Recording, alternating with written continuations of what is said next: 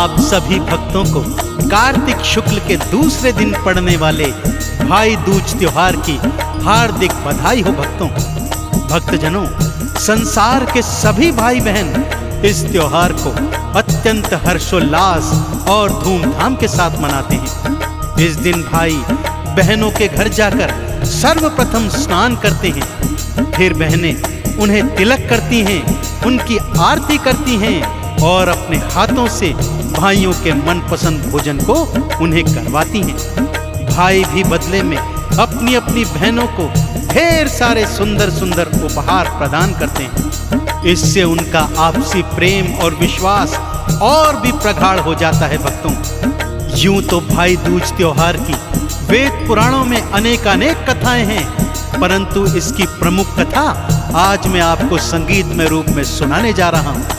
तो आइए माता महालक्ष्मी का ध्यान करते हुए सुनते हैं ये पावन कथा।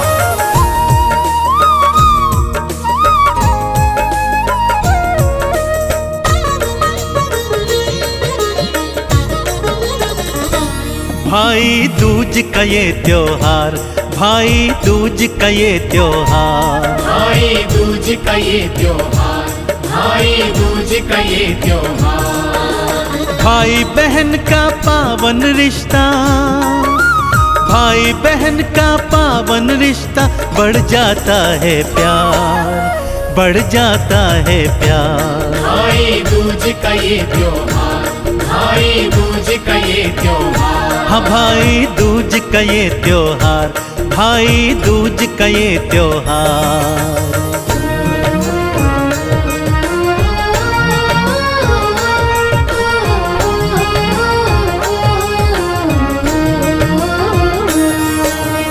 भक्तजनों, भाई दूज त्योहार की पावन कथा कुछ इस प्रकार से है।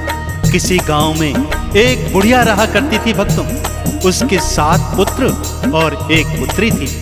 पुत्री का विवाह उसने दूर परदेश में किया हुआ था, परंतु पुत्रों का विवाह वो करवा नहीं पाई थी। भक्तों, जैसे ही विवाह करवाने जाती, सेहरा पहनते पहनते न जाने कहां से एक नाग आ जाता और उनके पुत्रों को डस लिया करता था। देखते देखते उसके 6 बड़े बेटे इस नाग के दंश के शिकार हो गए।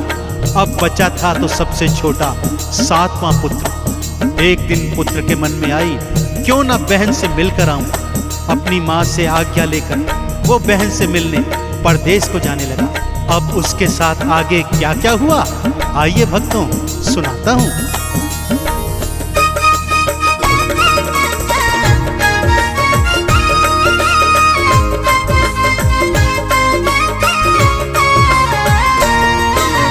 मार्ग में एक नदी मिली थी, बोली तुझको डुबवाऊं। भाई बोला मुझे डुबाना, पहले बहन से मिल आऊं। सांप भी डसने आया, उसको शेर भी खाने को आया। बहन से मिलकर आऊं, उसने दोनों से था बतलाया। बहना से मिलने जा पहुंचा, बहना से मिलने जा पहुंचा, 7 समुंदर पार, 7 समुंदर पार। भाई दूज का ये त्योहार, भाई दूज का ये त्योहार। हाँ, भाई दूज का ये त्योहार, भाई दूज का ये त्योहार।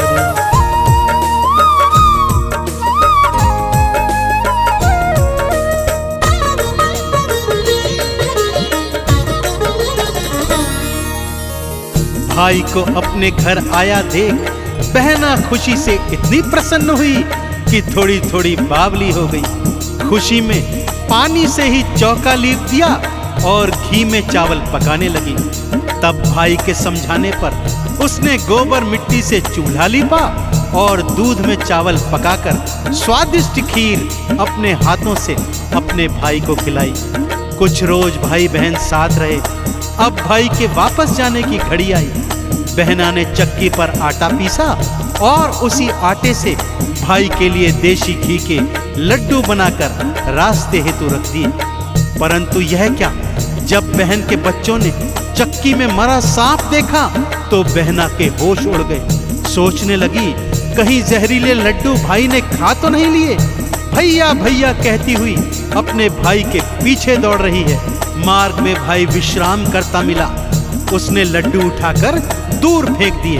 भाई बोला, बहना जहरीले लड्डुओं से तो मुझे बचा लिया, परंतु शेर, सांप और नदी से कैसे बचाएगी, जो मेरा काल बन मेरी प्रतीक्षा कर रहे हैं। बहन बोली, भाई जब तक मैं तेरे साथ हूं तेरा बाल भी बांका होने नहीं दूंगी।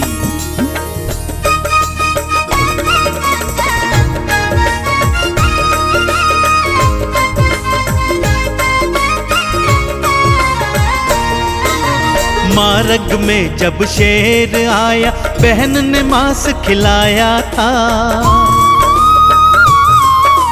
सांप जब डसने को आया, उसको दूध पिलाया था। नदिया जब डुबोने आई, उसको चुनरी चढ़वाई। सही सलामत भाई को वो अपने घर में ले आई। भैया की बलाएं सारी, भैया की बलाएं सारी लेने को तैयार, लेने को तैयार। भाई दूज का ये त्योहार, भाई दूज का ये त्योहार। हाँ भाई दूज का ये त्योहार, भाई दूज का ये त्योहार।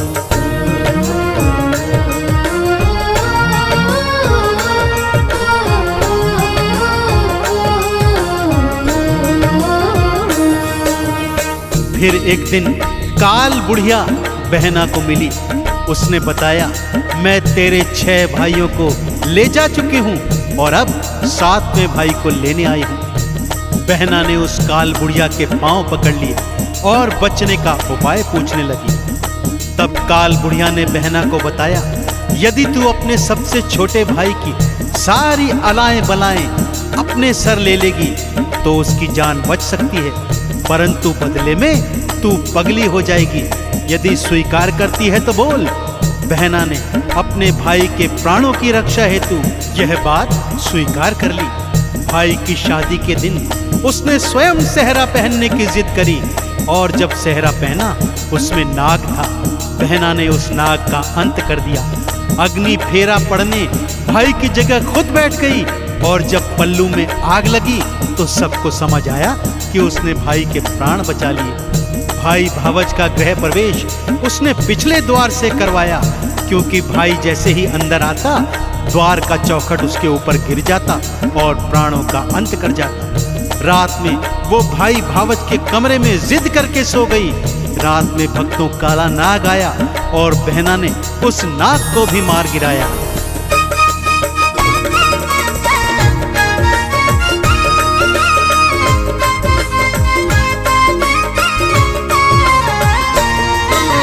चेहरे में से नाग निकला, उसे बहन ने मारा था। अग्नि फेरा स्वयं पढ़ाया, अग्नि से बचाया था। पिछले दरवाजे से उसने गृह प्रवेश कराया था। भाई के कमरे में सोई काला नाग भगाया था। ससुराल को जाने को वो, ससुराल को जाने को वो अब तो है तैयार, अब तो है तैयार। भाई दूज का ये त्योहार, भाई दूज का ये त्योहार। हाँ भाई दूज का ये त्योहार, भाई दूज का ये त्योहार।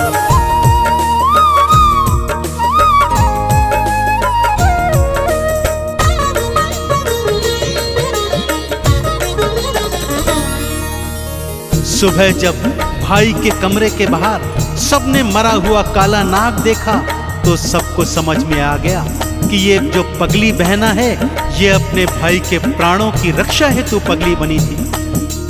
बहन अब अपने ससुराल को जाने लगी। जाने से पहले उसने अपने भाई का तिलक किया भक्तों, उसकी आरती की और अपने हाथों से उसको मिठाई और भोजन खिलवाया और उसकी लंबी आयु की कामना कर ससुराल को चल पड़ी। भाई ने भी जाते जाते बहन के पांव छुए और उसे ढेरों उपहारों के साथ विदा किया।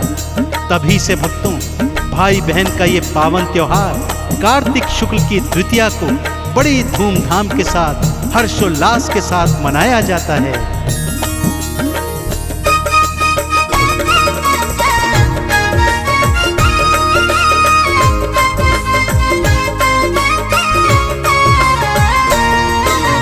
कार्तिक शुक्ल की दूज तिथि को ये त्योहार तो आता है। हर भाई और बहन का जोड़ा ये त्योहार मनाता है। बहना भाई की आरती करती, चंदन तिलक लगाती है। अपने हाथों से भाई को भोजन भी करवाती है। बढ़ जाता है इससे भक्तों, बढ़ जाता है इससे भक्तों भाई बहन का प्यार, भाई बहन का प्यार। भाई दूज का ये त्योहार, भाई दूज का ये त्योहार। हाँ भाई दूज का ये त्योहार, भाई दूज का ये त्योहार।